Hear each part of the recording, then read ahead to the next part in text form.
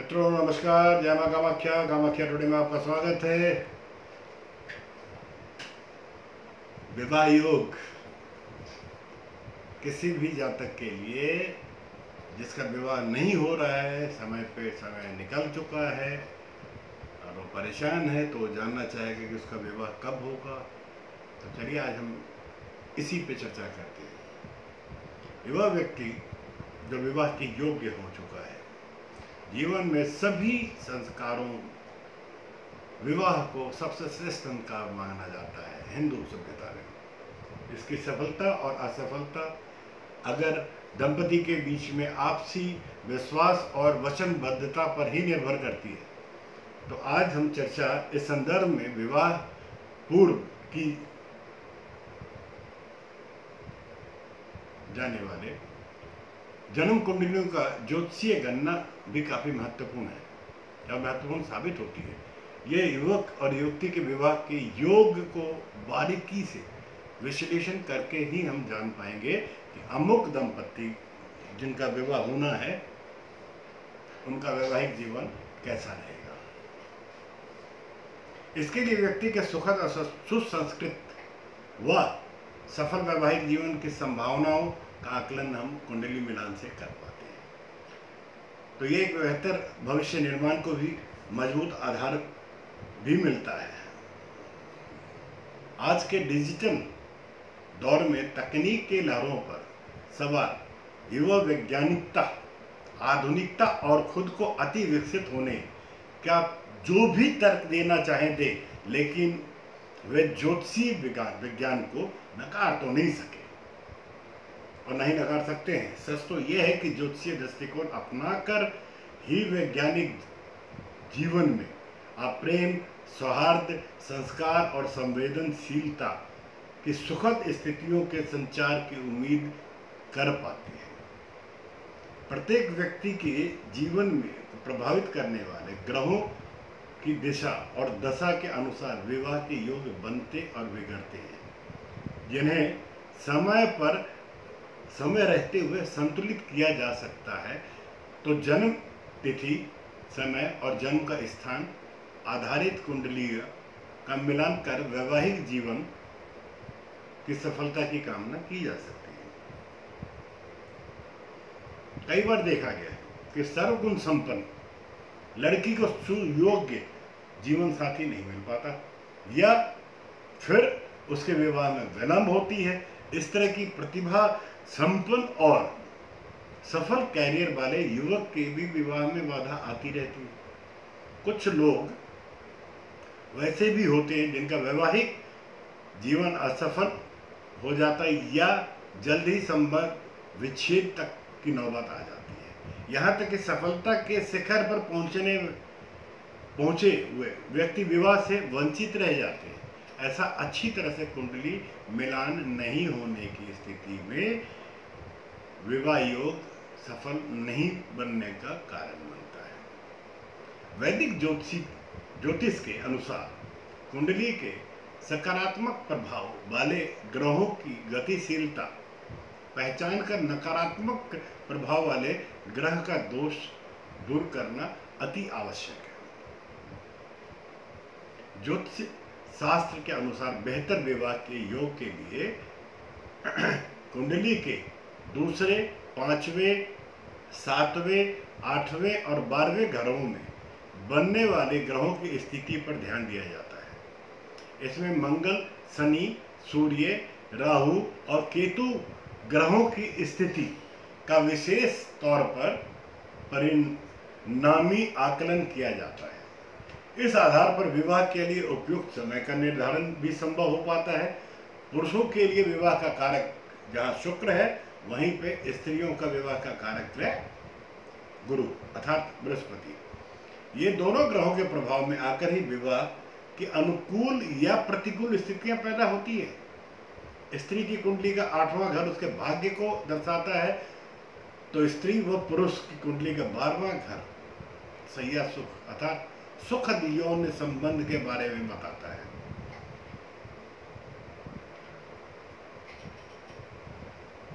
इसी के अनुसार विपरीत लिंग के बीच में लैंगिक लैंगिक जो आकर्षण भी बनता है और उसके एक दूसरे के प्रति अनुभूति प्रदान करने वाली भावनाएं भी जागृत होती हैं। विवाह तय होने वैवाहिक जीवन के मधुरता और पति पत्नी के चारित्रिक विशेषताओं का आकलन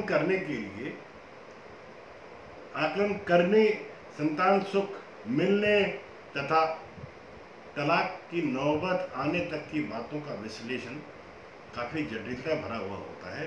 वैसे कोई भी व्यक्ति चाहे तो अपनी कुंडली के 7वें घर को देखकर अपने विवाह के साथ साथ जीवन साथी की संभावनाओं को भी जान सकता है। इस स्थान का कारक ग्रह शुक्र है, लेकिन यहाँ अगर शनि की स्थिति मजबूत बनने और बृहस्पति के कमजोर पड़ जाने से कुशल विवाह योग भी प्रभावित हो जाता है। सूर्य के प्रभाव में आने से तलाक जैसी स्थिति उत्पन्न हो जाती है, तो मंगल के आने से मांगलिक योग भी बन जाता है। जैसा कि आपको पूर्व ज्ञात हो, 1, 4, 7, 10 और 12 में अगर मंगल है तो मांगलिक दोष। ज्यादातर लोग मंगल को विवाह के लिए बाधक ग्रह मानते हैं। इसे मंगल योग भी कहा गया है। यह योग कुंडली में पहले, चौथे, 7वें और 12वें घर में मंगल के होने से बनता है। यह विवाह में विलंब, विवाह के बाद में दाम्पत्य कलह, स्वास्थ्य में गिरावट, दंपति के संबंध विच्छेद अर्थात तलाक या फिर जीवन साथी के मृत्यु तक की आकांक्षाओं को जन्म देता है। मंगल योग के प्रभाव वाले व्यक्तियों का विवाह 27, 29, 31, 33 या 37 वर्ष की उम्र में ही संभव हो पाता है। इसके अतिरिक्त 7वें स्थान पर बुध की शक्ति को भी कम हो, बुध जाके 7वें स्थान पर उसकी शक्ति कम हो जाती है। राहु और केतु के आने से जीवन साथी से अलगाव की स्थितियां भी उत्पन्न हो जाती हैं। राहु के 7वें घर में होने पर पति और पत्नी के बीच नहीं चाहते हुए भी दूरी बढ़ने लगती है। दोनों में से किसी एक के मन में व्यक्ति के भाव भी उत्पन्न आते हैं या वैसे अप्रत्याशित परिस्थितियां पैदा होने लगती हैं और उन परिस्थितियों के पैदा होने से अलगाव सुनिश्चित हो जाता है। ये कहें, इस तरीके से कहें कि पति और पत्नी से दूर भागती है, मजबूरन पत्नी से दूरी बनाए रखता है। दोनों की कुंडली में 7वें घर में राहु या केतु होने की स्थिति में विवाह के साल भर के भीतर ही अगर पति और पत्नी के कुंडली के 7वें घर में दोनों के राहु या केतु है तो साल भर के भीतर तलाक की स्थिति उत्पन्न हो जाती है। इसी तरीके से केतु के होने से दाम्पत्य आजीवन अलग अलग जीवन को व्यतीत करते हैं, विवश हो जाते हैं अलग अलग, या फिर दोनों पति पत्नी एक दूसरे को पसंद भी नहीं करते और न ही वैचारिक स्तर पर उनके बीच में कोई मधुरता कायम कर पाते हैं। हालांकि इसके ज्योतिषीय गणना के अनुसार धार्मिक अनुष्ठानों से ग्रहों की स्थिति को सही करवाया जा सकता है। अब 7वें घर के स्वामी कुंडली के 7वें घर में ही होने पर ऐसा व्यक्ति सफल वैवाहिक जीवन व्यतीत कर सकता है या करता है, या उसके उन्नति के रास्ते में कोई बाधा नहीं आती और पति पत्नी के बीच में सफल मधुर संबंध बने रहते हैं। हमारे ज्योतिष की भाषा में विवाह की स्थिति सप्तमेश यानी लग्नेश की महादशा या अंतरदशा बनने पर आती है। विवाह की स्थिति सप्तमेश यानी लग्नेश की महादशा या सिर्फ अंतरदशा के बनने पर ही आती है, यानी कि 7वें घर के ग्रहीय स्थिति के साथ बृहस्पति अर्थात गुरु की महादशा और शुक्र की अंतरदशा से विवाह योग की सफल संभावनाएं प्रबल हो पाती है। या यूं कहें कि 7वें या उससे संबंध रखने वाले ग्रह की महादशा या अंतरदशा में वैवाहिक योग बन पाता है। जिस किसी की कुंडली में बृहस्पति 7वें घर में होता है उसके शीघ्र विवाह होने की संभावनाएं प्रबल होती है। संभव है कि उसका विवाह 21-22 साल की उम्र में ही हो जाए। इसी तरीके से जिस किसी स्त्री की कुंडली में शुक्र के होने पर उसका विवाह युवावस्था में ही हो जाता है। दूसरी तरफ बेमेल जो विवाह होता है,